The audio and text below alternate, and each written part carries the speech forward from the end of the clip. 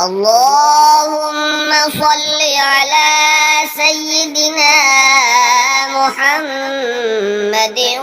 وعلى آل سيدنا محمد صلاة تنجينا بها من جميع الأهوال والآفات وتقضي لنا بها جميع الحاجات وتطهرنا بها من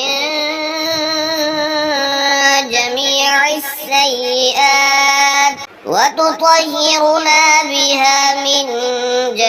السيئات وترفعنا بها عندك على الدرجات وتبلغنا بها أقصى الغايات من